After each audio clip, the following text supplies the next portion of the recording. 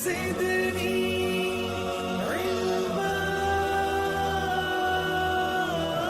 वालेकुम व्यूअर्स, कैसे हैं आप? आई होप कि आप सब खैरियत से होंगे। मेरी दुआ है कि आप सब खुश रहें, आबाद रहें। व्यूअर्स, इस वीडियो में मैं डीसी वायरिंग के हवाले से बात करने जा रहा हूं। आप में से बहुत से लोग जब सोलर सिस्टम इंस्टॉल करते हैं तो वो 12 वोल्ट का लोड चलाना चाहते हैं। समटाइम्स उनका 12 वोल्ट का लोड जो सही तरीके से नहीं चलता, फैन चलता है तो स्लो स्पीड से चलता है। उनको ये मालूम नहीं है कि डीसी वायर कौन सी इस्तेमाल करनी है। बैटरी चार्जिंग के लिए सोलर पैनल से लेकर इन्वर्टर तक, सोलर पैनल से लेकर एमपीपीटी तक, फिर एमपीपीटी से लेकर बैटरी तक, फिर बैटरी से लेकर डीसी लोड तक कौन से नंबर की वायर लगानी चाहिए, ये भी हम इस वीडियो के अंदर डिस्कस करेंगे। तो व्यूअर्स, इससे पहले कि मैं आपको ये बताऊं कि कौन से लोड के लिए, कितने लोड के लिए, कितने एम्पेयर के लोड के लिए कितने नंबर की वायर लगेगी, इस बात की तरफ तो हम बाद में जाएंगे। लेकिन उससे पहले जो बातें समझना ज़रूरी हैं, पहले मैं आपको वो समझाऊंगा। तो सबसे पहले तो आपने ये समझना है कि जो आपका लोड है वो दो किस्म का है। एक है क्रिटिकल और एक है नॉन क्रिटिकल। दो किस्म के लोड हैं। क्रिटिकल का मतलब यह है कि अगर 12 वोल्ट का सिस्टम है और इस 12 वोल्ट में से अगर 3% भी वोल्टेज कम हो गए तो लोड नहीं चलेगा। और नॉन क्रिटिकल का मतलब यह है कि अगर 12 वोल्ट का सिस्टम है और 10% तक भी अगर वोल्टेज ड्रॉप हो गए, 10% कितना होता है? 1.2 वोल्ट। 10% कितना होता है? 12 वोल्ट का 10% 1.2 वोल्ट है। तो अगर 12 वोल्ट में से हम 1.2 वोल्ट माइनस कर दें तो यहाँ पे हमारे पास रह जाएंगे 10.8 वोल्ट। तो ऐसा लोड जो 10.8 वोल्ट तक भी चल जाएगा, यानी 11 वोल्ट हो तब भी चल जाएगा, 10.9 हो तब भी चल जाएगा, ऐसा लोड जो है वो नॉन क्रिटिकल है। कौन सा है मैं भी बताता हूँ, पहले समझ लें। 3% का मतलब है 0.36 वोल्ट, यानी 12 वोल्ट में से अगर हम 0.36 वोल्ट माइनस करें 11.64 वोल्ट, यानी ऐसा लोड जो 11.64 वोल्ट तक बस चलेगा। इतना वोल्टेज खाली डाउन बर्दाश्त कर सकता है। यानी 12 वोल्ट में से सिर्फ 0.36 माइनस हो जाए तो कोई मसला नहीं। इससे ज़्यादा वोल्ट अगर डाउन हुए, यानी इससे ज़्यादा वोल्ट नीचे गिरे तो ये लोड बंद हो जाता है। इसे कहते हैं क्रिटिकल लोड। अब क्रिटिकल लोड में आपका आता है इन्वर्टर। मिसाल के तौर पे आपने बैटरी लगाई हुई है और बैटरी के आगे आपने एक इन्वर्टर लगाया हुआ और आप बैटरी से एसी लोड चलाना चाहते हैं। आपके पास एक बैटरी है, बैटरी के आगे आपने लगाया एक इन्वर्टर और इन्वर्टर ने बनाया 220 वोल्ट और आगे आपने अपने घर के 220 वोल्ट का कोई फ़ैन या कोई लाइट उससे चला ली। ये बैटरी हो गई, ये इन्वर्टर हो गया, ये लोड हो गया 220 वोल्ट का, राइट। अगर तो अब ये जो इन्वर्टर है ये कौन सा, मैंने बताया कौन सा लोड है? क्रिटिकल लोड है। इसका मतलब है कि अगर बैटरी का लेवल 11.5 वोल्ट हो गया तो ये लोड नहीं चलेगा। क्यों? क्योंकि 11.5 जो है वो 11.64 से नीचे है, क्योंकि ये क्रिटिकल लोड है। इन्वर्टर क्या है? क्रिटिकल है। उसके वोल्टेज जो है वो कितने हैं? 11.64 से ऊपर होने चाहिए। तो अगर तो 11.64 से ऊपर है बैटरी के वोल्टेज, फॉर एग्जांपल 11.7, तो फिर ये लोड चलेगा, यानी इन्वर्टर काम करेगा। ठीक है, तो ये है इन्वर्टर जो है वो क्रिटिकल में आता है। ठीक है, अब क्रिटिकल में और कौन सी चीज़ें आती हैं? डीसी फ्रिज, डीसी फ्रिज या डीसी फ्रीज़र भी तो आते हैं ना 12 वोल्ट में जो चलने वाले हैं। वो भी अगर उसके वोल्टेज 11.5 हुए या उससे कम हुए तो वो भी नहीं चलेगा। ठीक है जी। अब आते हैं नॉन क्रिटिकल पे। अच्छा, अब नॉन क्रिटिकल में आपका डीसी लाइट्स आ जाती हैं, डीसी जो बल्ब्स आते हैं। आपने देखा होगा कि 10.8, 10.9, इवन के 11 वोल्ट, यानी 10.8 पे भी आपकी डीसी लाइट चल रही होती है, 10.9 पे भी चलेगी, 11 वोल्ट पे भी चलेगी। इसकी लास्ट लिमिट 10.8 है। ठीक है, तो जब नॉन क्रिटिकल में आपके पास 10% का मार्जिन है, यानी कि 12 वोल्ट में से अगर 10% कम भी हो जाए तब भी लोड चलता रहता है। और वो लोड कौन कौन सा है? एक तो हो गई डीसी लाइट, फिर हो गए डीसी फैंस। आपने देखा होगा कि फैन की स्पीड कम हो जाती है। वो क्यों कम होती है? क्योंकि वोल्टेज कम हो जाते हैं। 12 वोल्ट पूरे नहीं आ रहे होते हैं, बल्कि समटाइम्स क्या होता है 12 से ड्रॉप होके 10.8, 10.9, 11, 11.1 जब वोल्टेज ड्रॉप होते हैं 12 से नीचे तो फैन की स्पीड कम होने लग जाती है। अब आप चाहते हैं कि ये फैन पूरी स्पीड पर चले। पूरी स्पीड पर वो तब चलेगा जब वोल्टेज ड्रॉप नहीं होंगे।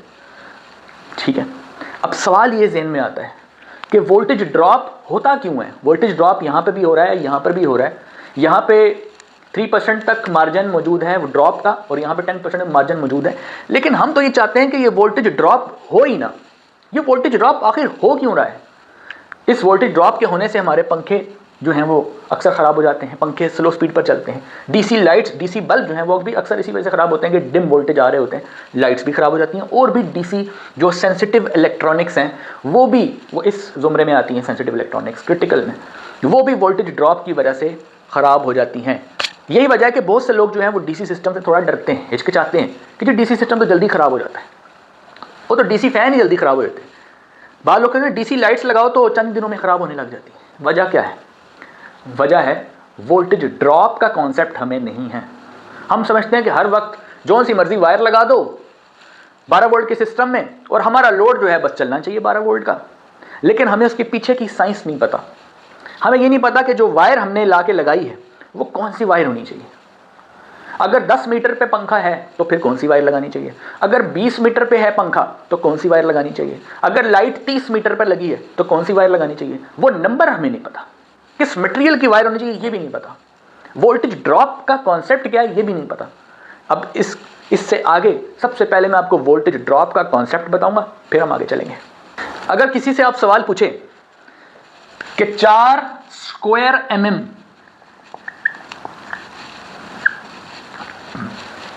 4 स्क्वायर mm का क्या मतलब है,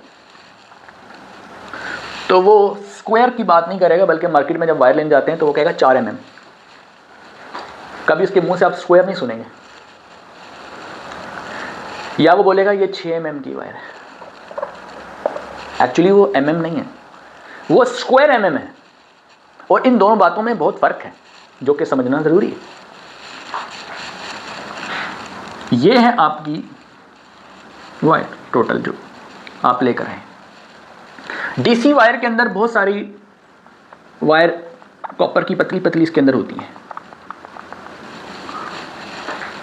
बहुत पतली होती हैं, बारीक होती हैं, बहुत नंबर में, किसी में 70, 90, 100 से भी ऊपर ये पतली पतली वायर होती हैं। कॉपर की भी हो सकती हैं, एल्युमिनियम की भी हो सकती हैं, सिल्वर की भी हो सकती हैं। सोलर सिस्टम ने हमने हमेशा कौन सी वायर लगानी है? कॉपर की। ये बात ध्यान में रखें, कॉपर की वायर लगानी है। एल्युमिनियम, सिल्वर की, किसी किस्म की और कोई वायर नहीं लगानी। पहली बात तो ये मटेरियल सेलेक्ट कर लें। दूसरा, ये जो नंबर ऑफ वायर्स है इसका एक, इन सबको अगर मिला लें तो इसका एक जो है वो क्रॉस सेक्शन है। यानी कि ये जो ऐसे सर्कल होता है ना, तो उसका एक क्रॉस सेक्शनल एरिया होता है और उसका फार्मूला होता है A = πr²। Cross sectional area. अब जाहिर है कि जितने अंदर ये पतली पतली वायर्स डीसी वायर में ज़्यादा होंगी उसका क्रॉस सेक्शन ज़्यादा होगा, मतलब उसकी मोटाई ज़्यादा होगी। ठीक है। अब 2 नंबर हमारे यहाँ चल रहे होते हैं, एक होता है अमेरिकन वायर गेज AWG और दूसरा स्केल जो है वो ये स्क्वायर mm वाला होता है, मीट्रिक स्केल। 12 नंबर का AWG, अगर AWG में मैं यहाँ लिख देता हूँ और स्क्वायर mm में मैं यहाँ लिख देता हूँ। 12 जो नंबर की वायर है वो 4 स्क्वायर mm की वायर होती है बेसिकली। अब यहाँ स्क्वायर आ रहा है, स्क्वायर का क्या मतलब है? ये एरिया है, क्रॉस सेक्शनल एरिया है। ठीक है जी। और अगर सिर्फ mm होता ना तो mm का मतलब है वायर की मोटाई कितनी है, यानी डायमीटर कितना है। लेकिन हम mm की बात नहीं कर रहे हैं, हम मोटाई की बात नहीं कर रहे हैं, हम बात कर रहे हैं एरिया की। एरिया का मतलब है क्रॉस सेक्शनल एरिया, यानी जितने वायर के धागे हैं, जितने रेशे हैं, उन सबको अगर मिला के उसका क्रॉस सेक्शन निकाल लिया जाए तो वो ये है 4 स्क्वायर mm। 12 नंबर की वायर 4 स्क्वायर mm की होती है। फिर यहाँ पे अगर हम 10 नंबर की वायर लेंगे तो ये 6 स्क्वायर mm की वायर होगी। ठीक है। इसी तरीके से अगर हम यहाँ पे 8 नंबर की वायर लेंगे तो यहाँ पर ये 10 स्क्वायर mm की वायर होगी। इसी तरीके से अगर हम यहाँ पे 6 नंबर की वायर लेंगे तो यहाँ पे ये 16 स्क्वायर mm की वायर होगी। और अगर हम यहाँ पे 4 नंबर की वायर लेंगे तो यहाँ पर ये 25 स्क्वायर mm की वायर होगी। और अगर हमारे पास नंबर यहाँ पे 2 नंबर की वायर है, यानी AW अमेरिकन वायर गेज उसका अगर 2 है तो यहाँ पर वो 35 स्क्वायर mm की वायर होगी। और अगर यहाँ पे 1 नंबर की वायर है तो यहाँ पे वो 50 स्क्वायर mm की वायर होगी। और अगर यहाँ पे 1/0 की है तो यहाँ पे 55 स्क्वायर mm की वायर होगी। और अगर यहाँ पे 2/0 है तो यहाँ पे 70 स्क्वायर mm की वायर होगी। अब जब हम एक आम बंदे से पूछते हैं कि 10 नंबर की वायर ज़्यादा मोटी है या 12 नंबर की, तो उसको चूंकि पता नहीं होता तो वो सोचता है कि शायद 10 की छोटी होगी, 12 की बड़ी होगी। जबकि यहाँ उल्टा है, AWG में जो नंबर छोटा होगा वो ज़्यादा वायर मोटी होगी। ये देखें यहाँ पे आपको नंबर बढ़ता हुआ नज़र आ रहा है, 4, 6, 10, 16, ठीक है। ये समझना आसान है क्योंकि यहाँ नंबर बढ़ता हुआ नज़र आ रहा है। यानी कि 4 नंबर की जो 4 स्क्वायर mm की वायर है उसका अगर वो इतनी मोटी है तो 6 स्क्वायर mm की जो क्रॉस सेक्शन होगा वो इससे ज़्यादा होगा, ठीक है। 10 का इससे भी ज़्यादा होगा, 16 स्क्वायर mm का इससे भी ज़्यादा होगा। वायर मोटी होती चली जाएगी, ठीक है, जबकि AWG में नंबर छोटा होता चला जाएगा, ठीक है। तो अगर आपको यहाँ आसानी है तो आप इसमें समझ लें, अगर यहाँ आसानी है तो इसमें समझ लें। मैंने दोनों स्केल्स आपके सामने लिख दी हैं। किसी बंदे से मैंने क्वेश्चन पूछा कि 4 स्क्वायर mm की अगर DC वायर हो सोलर की तो कितने एम्पेयर करंट जो है वो 10 मीटर तक जा सकता है। तो उसने कहा जी जितना मर्जी करंट हो, फ़र्क को नहीं पड़ता, पैनल चाहे 10 हो 20 हो, फ़र्क को नहीं पड़ता, आप 4 ही स्क्वायर mm की वायर लगाएं, कोई प्रॉब्लम ही नहीं। तो मैंने उससे पूछा कि अगर मेरा फासला 20 मीटर हो तब, तो कहता तब भी कोई मसला नहीं, चाहे फासला 10 मीटर हो, 20 मीटर हो, चाहे एम्पेयर 10 हो, 20 हो, चाहे एक स्ट्रिंग हो, 2 स्ट्रिंग हो, वो कहता है कि वायर 4 स्क्वायर mm की आराम से लग जाएगी। तो मैंने कहा फिर 6 की कब लगेगी? तो उसने आगे से कहा कि जी हम तो 6 स्क्वायर mm की वायर तब लगाते हैं जब हमारा सिस्टम कोई 10 किलोवाट का हो या उससे ऊपर हो, उससे नीचे तो हम 4 की लगा रहे हैं। तो मैंने उससे कहा रीज़न, तो उसने कहा रीज़न कोई नहीं है, बस ये है कि 4 स्क्वायर mm हमें पता है कि 4 स्क्वायर mm में काम हो जाता है, वायर गर्म नहीं होती, और यहाँ पे 6 में हो जाता है, वायर गर्म नहीं होती। और मैंने कहा अगर 15 किलोवाट हो और 50 मीटर तक लोड हो, 50 मीटर दूर इन्वर्टर लगाओ, फिर कह रहा तब भी 6 ही लगेगी। तो ये सारे सवालात के उसने आंसर गलत दिए हैं। इस वीडियो को देखने के बाद आप सीख जाएंगे कि मामला असल में है क्या। वोल्टेज, करंट और पावर, ये 3 अलग अलग पैरामीटर हैं, ठीक है। वोल्टेज का मतलब है अप्लाइड फोर्स जो धक्का लगाती है प्रेशर की तरह। करंट का मतलब है बहाव, यानी चार्ज फ्लो कर रहा है, चल रहा है। और पावर जो है वो इन दोनों का प्रोडक्ट है डीसी में, यानी कि इसको दोनों को मल्टीप्लाई करें तो पावर आ जाती है। इसको मैं किसी एक एग्जांपल से समझाता हूँ। पानी का बहाव समझे करंट है, यानी कि पानी का बहना करंट है, और पानी को बहाने वाली फोर्स यानी पुश करने वाली फोर्स वो वोल्टेज है। और जब हम इन दोनों चीज़ों को मल्टीप्लाई करते हैं, यानी कि अप्लाइड फोर्स और बहाव, इन दोनों को जब मल्टीप्लाई करते हैं तो पावर आ जाती है, जिसको हम वॉट्स में लिखते हैं। करंट को हम एम्पेयर्स में लिखते हैं, वोल्टेज को हम वोल्ट्स में लिखते हैं, पावर को हम वॉट्स में लिखते हैं, और बड़ी यूनिट हो तो HP में लिखते हैं, हॉर्स पावर में लिखते हैं। तो ये है बेसिक। लेकिन क्या आपके सोलर पैनल अगर 20 हों तो क्या तब भी 4 स्क्वायर mm की वायर लगनी चाहिए? सोलर पैनल अगर 40 हो, 50 हो, तब भी क्या 6 स्क्वायर mm की वायर लगनी चाहिए? अगर सोलर पैनल से इन्वर्टर का फासला 70 मीटर दूर है तो क्या तब भी यही तो वायर लगानी चाहिए? तो इसका लॉजिकल आंसर मैं आपको दूंगा और मैथमेटिकली प्रूव करूंगा। सबसे पहले आपको वोल्टेज ड्रॉप का कॉन्सेप्ट समझना है। अब यहां पे आपके लगे हैं सोलर पैनल, आपकी छत पे लगा हुआ है सोलर पैनल। फर्ज करें 580 वाट का, जिनको का, JA का, लोंजी का, कैनेडियन, कोई भी XYZ एक पैनल लगा हुआ है 580 वाट का। अब उसके ओपन सर्किट वोल्टेज आ रहे हैं, सपोज 48 वोल्ट आ सकते हैं, 49 वोल्ट आ सकते हैं, 50 वोल्ट आ सकते हैं। यह है ओपन सर्किट वोल्टेज। जब इसका आप शॉर्ट सर्किट करंट देखते हैं, यानी कि दोनों वायरों को आपस में टच करके देखते हैं, तो 13 एम्पेयर के करीब करंट आ रहा हो सकता है 12 एम्पेयर आ रहा हो सकता है 13.5 एम्पेयर करंट आ रहा हो। यह है शॉर्ट सर्किट करंट। अगर आपने सही एंगल पे इसको लगाया है, सही डायरेक्शन में और सही एंगल पे लगाया है, तो ये पैरामीटर्स कुछ देखने को मिलते हैं। लेकिन जब आप इसको कनेक्ट करते हैं इन्वर्टर के साथ, तो ये वोल्टेज इतने नहीं रहते, इससे थोड़े ड्रॉप हो जाते हैं। यानी कि हो सकता है कि आपको वोल्टेज है 42 वोल्ट मिल रहे हो, डिपेंड करता है कि उस वक्त धूप कितनी है और एंगल क्या है, डायरेक्शन, एंगल, धूप, बहुत सारी पैरामीटर्स हैं जिससे आपके वोल्टेज बनते हैं। 42 वोल्ट, 43 वोल्ट, 44 वोल्ट, 45 वोल्ट, इसके बीच में कोई भी वैल्यू हो सकती है, और ये चेंज भी हो रही होती है दिन में, राइट। यह सर्किट में कनेक्ट होने के बाद आपको ये वोल्टेजेस मिल सकते हैं। 40 से लेकर 45 के बीच में वैल्यू मिलती है। अच्छा, करंट जो है वो आपका आ जाता है तकरीबन, डिपेंड करता है 9 एम्पेयर, 10 एम्पेयर, 11 एम्पेयर, राइट।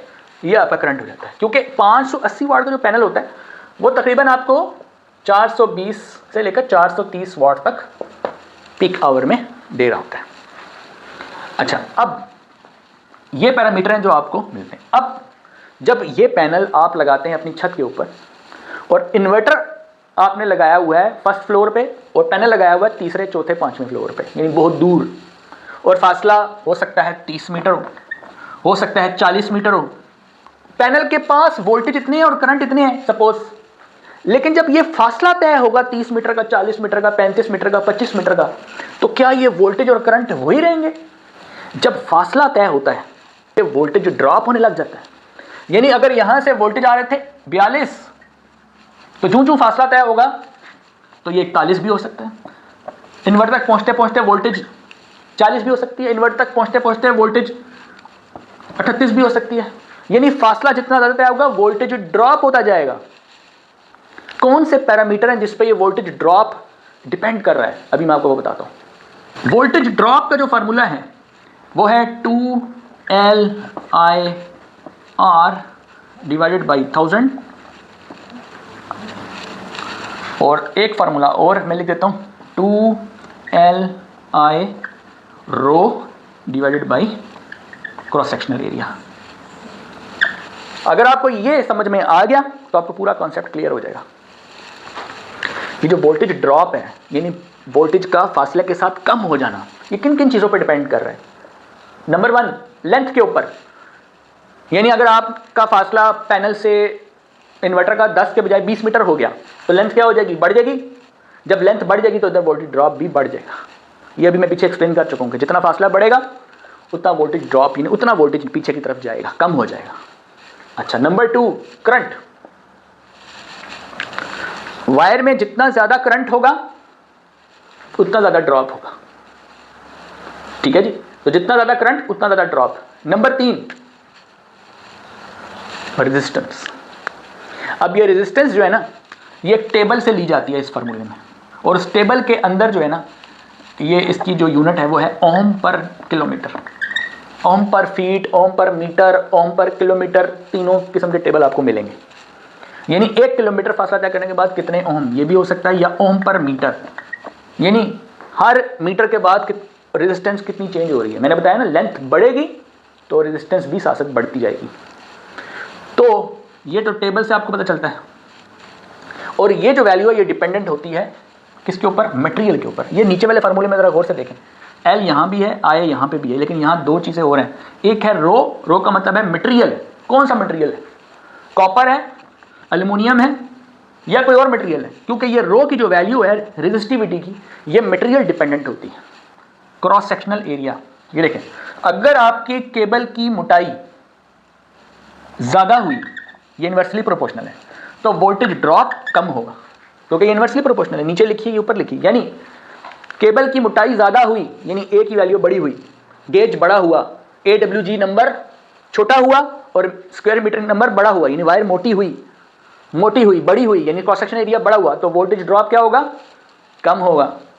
इसका मतलब यह हुआ कि अगर आपने फासला ज़्यादा रखना है और करंट भी आप ज़्यादा लेके जाना चाहते हैं तो आपको वायर मोटी रखनी पड़ेगी।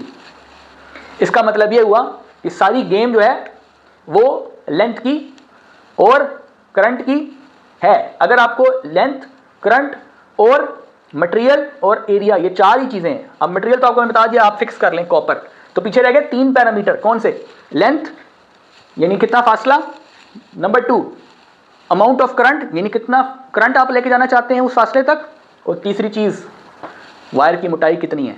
अब हम आ गए हैं पॉइंट की तरफ जो इस वीडियो में एक्चुअली मैं समझाना चाहता हूँ। अब मैं आपको एक टेबल बना के दूंगा। ये टेबल आपको इंटरनेट पे एग्जैक्ट ऐसा कहीं नहीं मिलेगा, क्योंकि इसके ऊपर मैंने काफ़ी वर्क किया है और आप लोगों की आसानी के लिए मैंने एक बहुत सिंपल टेबल बनाने की कोशिश की है। इस जो टेबल मैं बनाऊंगा उस टेबल के अंदर ये 3 चीज़ें हों, लेंथ, करंट और कितनी मोटी वायर होनी चाहिए। तो व्यूअर्स, आपकी आसानी के लिए मैंने टेबल बना रहा हूँ और यही टेबल जो है आपके लिए बहुत आपको काम आएगा। अगर आप ऐसे देखेंगे तो आपको करंट बढ़ता हुआ नजर आएगा, 10, 20, 30, 40, 10 ampere, 20 ampere, 30 ampere, 40 ampere. DC current की बात हो रही है, जाहिर है। और यहाँ पे आपको डिस्टेंस बढ़ता हुआ आएगा, 10 मीटर का फासला, 20 मीटर का फासला, 30 मीटर का, 40 मीटर का। अब ये जो फासला है ना, ये पैनल से इन्वर्टर तक भी हो सकता है, क्योंकि वहाँ पे भी डीसी वायर यूज़ होती है। ये बैटरी से लोड तक का भी हो सकता है, क्योंकि वहाँ पे भी डीसी वायर यूज़ हो सकती है। एमपीपीटी से बैटरी के लिए भी ये वैलिड है। मतलब इस पूरे सिनेरियो में जहाँ जहाँ डीसी वायर लग रही है, वहाँ पे ये फासला, ये पूरा टेबल वैलिड है, राइट। लेकिन याद रहे कि मैं बात कर रहा हूँ नॉन क्रिटिकल, यानी 10% जहाँ पे वोल्टेज ड्रॉप अलाउड होता है, मैं वहाँ की बात कर रहा हूँ। अगर आपका करंट है 10 एम्पेयर, फर्स्ट करें आपने एक पैनल लगाया 10 एम्पेयर, आपने एक सोलर पैनल लगाया 580 वाट का, तो एक पैनल आपको ज़्यादा से ज़्यादा कितना करंट दे सकता है? आमतौर पर जब वो सर्किट में कनेक्ट होता है तो उसका करंट 10 एम्पेयर के आसपास होता है। और पैनल से लेकर इन्वर्टर तक या डीबी तक आपका फासला सिर्फ 10 मीटर है, तो आपको कौन सी वायर लगानी चाहिए? 4 स्क्वायर mm की वायर लगानी चाहिए, ठीक है। और अगर आपका करंट 20 एम्पेयर है, फर्ज करें आप बैटरी से लोड चला रहे हैं और आपका फासला 10 मीटर के अंदर है, और फर्ज करें पंखा जो आप बैटरी से चला रहे हैं और बैटरी और पंखे के दरमियान में फासला 30 फुट यानी 10 मीटर के अंदर है, तो वहाँ पर भी 4 स्क्वायर mm की वायर ही चल जाएगी, 4 स्क्वायर mm की वायर ही वहाँ पे चल जाएगी। अगर आपका करंट 30 एम्पेयर है, यानी 30 एम्पेयर तक का आपको लोड चलाना है, फर्स्ट करें आपके पंखे घर में ज़्यादा हैं, 6 पंखे हैं, ठीक है, 6 पंखे जो हैं तकरीबन 24-25 एम्पेयर करंट ले रहे होते हैं, तो वहाँ पर आपको 6 स्क्वायर mm की वायर लगानी चाहिए, 6 स्क्वायर mm की वायर लगानी चाहिए। यानी एक नंबर आपका ज़्यादा मोटी वायर लगेगी, यानी 4 की थोड़ी पतली और 6 की उससे, यानी एक स्टेप आगे जाना है आपने, 4 से 6 पे चले जाना है, ठीक है। और अगर 10 मीटर के अंदर 40 एम्पेयर का लोड चलाना है आपने, यानी फासला 10 मीटर के अंदर ही है, फर्ज करें आपका पैनल है और दूसरी तरफ जो है वो आपके 4 आपके पैनल जो हैं वो आपने पैरेलल में लगाए हुए हैं, पैरेलल कनेक्शन लगाया हुआ है, और सोलर की तरफ से जो आपके पैरेलल कनेक्शन में करंट जमा हो जाता है, तो करंट जो है वो 30 एम्पेयर से ज़्यादा आ रहा है, 30 से 40 के बीच में कहीं आ रहा है, तो वहाँ पर आपको पता है कौन सी वायर लगानी चाहिए? वहाँ पर 4 mm 6 mm नहीं लगेगी, वहाँ पर आपको 10 स्क्वायर mm की वायर लगानी चाहिए।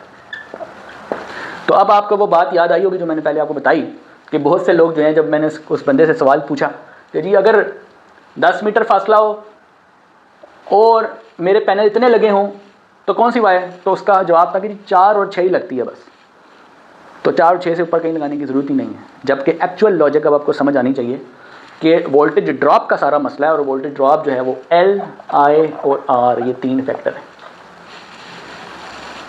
लेंथ फासला, करंट कितना करंट लेके जाना है, कितने फासले पे कितना करंट लेके जाना है, और आर के अंदर फिर बहुत सी इन्फॉर्मेशन आ जाती है। आर के अंदर 2 इन्फॉर्मेशन आ जाती है, कौन कौन सी? रेजिस्टिविटी की और एरिया की, यानी मोटाई। तो ये तो हमने कॉपर की रख लिया है, इसको हमने कॉपर कंसिडर कर लिया है, फिक्स कर लिया है कॉपर, और एरिया मीन्स मोटाई। तो ये जो मैं आपको क्या बता रहा हूँ, क्रॉस सेक्शन बता रहा हूँ स्क्वायर में, एरिया किस में नापा जाता है? स्क्वायर mm में, क्रॉस सेक्शन बता रहा हूँ। अब आते हैं जी कि अब आपका फासला जी 20 मीटर है, पैनल आपके जी 20 मीटर दूर रखे हुए हैं, ठीक है, लेकिन एम्पेयर 10 ही आ रहे हैं। सबको एक पैनल है या 2 पैनल आपने लगा दिए हैं सीरीज़ में, तो करंट तो 10 के अंदर ही आएगा, लेकिन फासला 20 मीटर है। फासला 20 क्यों है कि हो सकता है आपने पैनल लगाए हो छत पे और आप एक फ्लोर नीचे रहते हो और आपने वायर नापी है, तो आपकी वायर तकरीबन 20 मीटर बनती है, तो आपको कौन सी वायर यहाँ पे लगानी चाहिए? वायर आपको यहाँ पे 6 स्क्वायर mm की वायर लगानी चाहिए, 6 स्क्वायर mm की वायर लगेगी यहाँ पे, ठीक है जी। अच्छा, अब ये सिनेरियो है, 20 एम्पियर करंट आ रहा है सोलर से, यानी आपने फर्स्ट करें 2 स्ट्रिंग्स बनाई हुई हैं, और 2 स्ट्रिंग का मतलब है कि पैरेलल उनको जब जोड़ेंगे तो उनका करंट कहीं 20 एम्पियर के आसपास कहीं बन जाएगा, और फासला भी आपका 20 है, 20 मीटर, यानी तकरीबन 60 फुट के करीब है, तो फिर कौन सी वायर लगेगी? तो वहाँ पे 10 स्क्वायर mm की वायर लगेगी। तो अगर करंट आपका 30 एम्पियर हो और फासला आपका 20 मीटर हो, ठीक है, 30 एम्पियर का मतलब है फर्ज करें आपने पैरेलल 3 पैनल है, तीनों को पैरेलल में लगाया हुआ है, तो करंट 10 जमा 10 जमा 10 इतना हो जाएगा, और फासला आपका 20 मीटर के अंदर है, 18 metre, 15 metre, 18 metre, 19 metre, 20 metre, तो यहाँ पे आपको 16 स्क्वायर mm की वायर लगानी चाहिए सोलर पैनल से, 4 mm की, 6 mm की नहीं, यहाँ पर भी आप 16 स्क्वायर mm की वायर लगा सकते हैं 40 एम्पियर करंट में भी। अब वैसे तो करंट आपका 40 एम्पियर से ज़्यादा भी हो सकता है और फासला 40 मीटर से ज़्यादा भी हो सकता है। अब उसको अगर मैं एक्सप्लेन करने बैठ जाऊँगा तो काफ़ी टाइम लग जाएगा, लेकिन ये बेसिक्स हैं, क्योंकि हर बंदे की ज़रूरत तकरीबन इसी टेबल से पूरी हो जाएगी, मुझे उम्मीद है। क्योंकि किसी का फासला अमूमन जो है वो किसी का 10 मीटर होता है, किसी का अगर आप तीसरे फ्लोर पे कहीं आपका हो तो 30 मीटर हो जाता है, अगर आपका चौथा फ्लोर पे कहीं आ जाए तो 40 मीटर हो जाता है। 40 मीटर के अंदर यानी 40 मीटर तकरीबन 120 फुट बनता है। इससे ज़्यादा फासला अमूमन घरों में नहीं होता, लिहाजा मैंने जो टेबल है वो बहुत सोच समझ के डिज़ाइन किया है। और 10 एम्पेयर, 20 एम्पेयर, 30 एम्पेयर, 40 एम्पेयर, अब जो सोलर से आने वाला ऊपर से स्ट्रिंग में करंट है वो 40 एम्पेयर के अंदर ही कहीं रहता है। इवन कि आप 2 स्ट्रिंग भी बना लें तब भी वो 20 एम्पेयर के आसपास रहता है। अगर आपके पास छोटे पैनल हों, यानी कि जिस तरह 280 वाट के, 330 वाट के छोटे पैनल हों या 180 वाट के, तो वहाँ पे जो पैरेलल कनेक्शन आप करते हैं तो वहाँ पे करंट बढ़ जाता है, 30 एम्पेयर 40 एम्पेयर भी करंट आ रहा होता है। तो वहाँ पे आपने यहाँ से करंट देख लेना है और यहाँ से फासला देख लेना है। अगर आपका फॉर एग्जाम्पल करंट जो है 30 एम्पेयर आ रहा है और फासला आपका 30 मीटर है, तो आपकी वायर बनती है 25 स्क्वायर mm की, ठीक है। और अगर फॉर एग्जाम्पल अब देखें, आप कहते हैं जी आपका बैटरी आपकी यहाँ है और फैन जो है वो आपका 40 मीटर दूर है, फैन 40 मीटर दूर है, बैटरी और फैन के दरमियान में 40 मीटर का गैप है। तो फैन कितना करंट लेता है? तकरीबन 4-4.5 एम्पेयर ले लेगा, ठीक है। तो 10 एम्पेयर के अंदर है और 40 मीटर दूर है, तो यहाँ पे 10 लिखा हुआ है, ठीक है। यानी 10 एम्पेयर का अगर लोड हो तो 10 स्क्वायर mm की वायर लगती है, लेकिन आपका चूँकि लोड सिर्फ 4 है तो आप इससे पीछे वाली वायर भी लगा सकते हैं, 8 नंबर वाली भी या 6 नंबर वाली भी चल जाएगी, राइट। ये 10 एम्पेयर का मतलब है पूरा 10 एम्पेयर। अगर आपके 2 या 3 फैन हैं, 10 एम्पेयर के करीब लोड बन रहा है, तो फिर आप 10 नंबर की वायर लगाएंगे जो कि बैटरी से उठा के आपने लेके आनी है मेन पंखों तक, राइट। तो ये अगर आपको समझ में आ गया तो ना फ़ैन की स्पीड कम होगी और ना ही सोलर से बनने वाली एनर्जी वेस्ट होगी, बल्कि सोलर का पूरा फ़ायदा आप उठा सकेंगे। क्योंकि जैसे पानी की घर में एक टैंकी होती है, वो अगर भरी हुई है और आपके घर में पाइप का निज़ाम ठीक नहीं है, पाइप आपके बहुत छोटे हैं, टूटे फूटे हैं, तो क्या पानी नलकों तक पहुंचेगा? नहीं। इसी तरह जिस तरह पानी को एक टैंकी से नलकों तक पहुंचाने के लिए पाइपों का इस्तेमाल किया जाता है, इसी तरीके से सोलर की दुनिया में करंट को एक जगह से दूसरी जगह ले जाने के लिए वायर का इस्तेमाल किया जाता है। तो पानी जो है वो करंट की तरह समझ लें और पाइप जो है वो वायर की तरह समझ लें। तो अगर आपका वहाँ पर पाइप टूटा हो तो वहाँ पर जाहिर है लीकेज होगी और प्रॉपर ट्रांसपोर्टेशन ऑफ वाटर नहीं होगा और पानी वेस्ट भी होगा। इसी तरीके से यहाँ पर भी अगर वायर का गेज अच्छा नहीं होगा, वायर प्रॉपर नंबर की नहीं होगी, तो फिर आपके लॉसेस होंगे, फिर आपकी बिजली ज़ाया होगी, फिर आपका करंट ज़ाया होगा, फिर आपका वोल्टेज ड्रॉप होगा और लोड सही तरीके से नहीं चल पाएगा। आई होप के व्यूअर्स ये वीडियो आपको पसंद आई होगी और आपने बहुत कुछ इस वीडियो से सीखा होगा। ये दूसरों के साथ आपने लाजमी शेयर करना है, क्योंकि ये जो नॉलेज है ये दूसरे तक पहुंचाना जो है वो सदका जारिया है। अगर आप चैनल पे नए हैं तो चैनल को जरूर सब्सक्राइब करें, वीडियो को दूसरों के साथ ज़्यादा से ज़्यादा शेयर करें ताकि नॉलेज सब तक पहुंच सके। मिलते हैं नेक्स्ट वीडियो में, तब तक के लिए अल्लाह हाफ़िज़।